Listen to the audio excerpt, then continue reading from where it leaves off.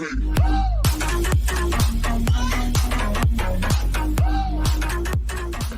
had a question emailed to me just a while ago, wanting to know about fishing down here, if there's any fishing clubs, because I made a statement in one of my videos, which is true, by the way, that if there's any activities in this world going on, it seems like we have a club.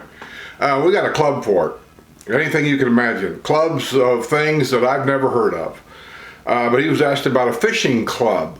And I'm almost positive there's all kinds of fishing clubs, because I've heard guys talk about being a member of a club, and I don't really know how it all works, but they have a club where I'm sure there's probably some kind of dues involved, and they go saltwater fishing a lot, and they rent a boat, and that comes out of the dues for the guys, and then they go out and fish for whatever. I like fishing, don't get me wrong, but I haven't fished in many years, and the one thing I can tell you up front is I know nothing about saltwater fishing. The kind of fishing I did years ago was with my dad, and we went to the northern part of Wisconsin to a place called Flambeau Floyd's, Mercer, Wisconsin, or Butternut, Wisconsin, that whole area right there, which at that time was very remote. And we stayed at a place called Al's Place along Lake Flambeau Floyd's. And we fished for muskie, pike, walleye, I think smallmouth bass, some kind of a rock bass, you name it. I mean, that's what we fished for up there. We used to go up in May, which is cold. And but if I remember right, that's when muskie season was in May. And so anyway, that's the kind of fishing I know. Saltwater I don't know, but I'm going to give you a YouTube channel if you're watching this, because I don't remember who sent me the email. The guy's name is Jerry Lester, and go to YouTube, and I think you just type in, I'm looking at it right now, I think it's, yeah, it just says Jerry Lester.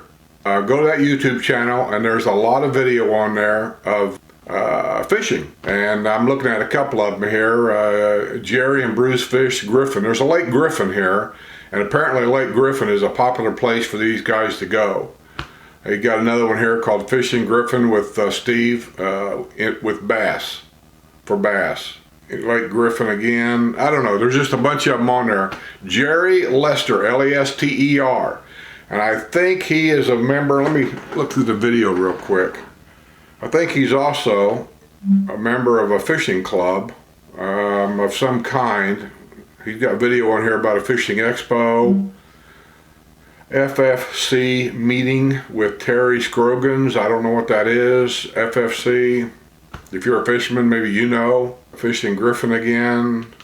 Fishing Deaton, Lake Deaton, which is really over here on the other side of Hillsboro. There's a lake back there. Let me tell you, a lot of high-dollar homeowners got a rude awakening one day. They bought the houses along the water right there, which those are premier lots, right?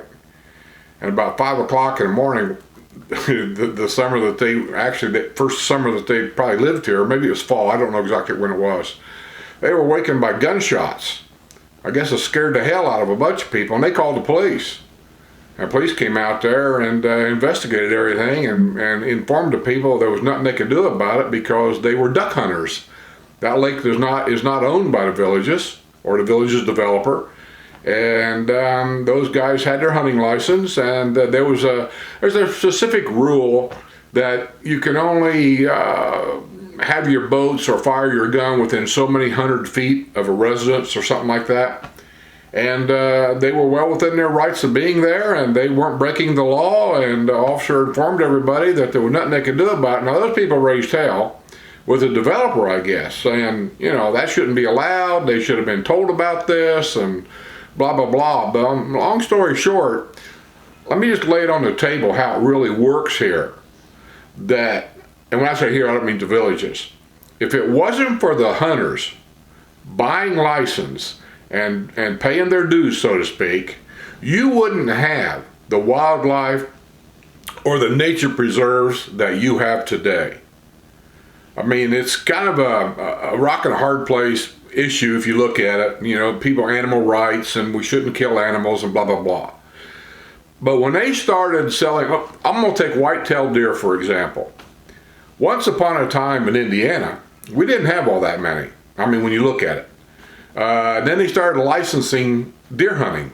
And now today, here you are 30 years later, 40 years later, you know, my life just went by that quick, that Indiana is got a deluge of whitetail deer everywhere, to the point where they can issue more license, which helps the state make a little more money. That money goes to the recreation departments, which opens up more lands, creates more campgrounds for you to enjoy. So hats off to the hunters that's doing it the right way. But anyway, Jerry Lester, go to that web channel on YouTube and send him a message. Go below his videos there, and there'll be a comment box just like on mine, and make a comment, send it to him. He'll get it on his cell phone probably. You know, you ask him about the fishing and the clubs down here, and I'm sure Mr. Lester would be more than glad to help you in any way he can. So with that, I'll say, yesterday it was rainy. The rainy season was here. Today it's very windy. Cooled down to a very comfortable 72 degrees. And I'm out doing some yard work and trimming some bushes and getting that out of the way while the weather's comfortable. And Sue went grocery shopping. So life is good. See you all on the other side. Oh, by the way, I got a meet and greet today at 5 o'clock. Yeah, it just dawned on me. I can't forget, because I have a tendency to forget. I didn't write it down either. But I told Sue, she'll remind me. So meet and greet at 5 o'clock at 2J's down at Brownwood. I'll see you there. You can now. What are we supposed to say? Tell me what we're from. This is Ina. Say hi. I'm Bob. Hi, I'm Bob. This is Carol. Yeah, I'm Carol. Ted and Alice are back. We just had a wonderful dinner with Skip and Sue, and we're going back to Alaska. Never to be seen or heard of again. No, that's not true. We just bought a house in the Villages, and we're going to be new villagers in a month. On the 9th. On the 9th of May, and we're really excited about it, and we have a lot to thank Skip for, because he's the one that gave us all the details and helped us understand what this place was like. And he should get the real estate commission, not the real estate agent. Yeah, right. But for Skip, she wouldn't be here. That's right, I wouldn't be here. And now can we say it? See you on the other side.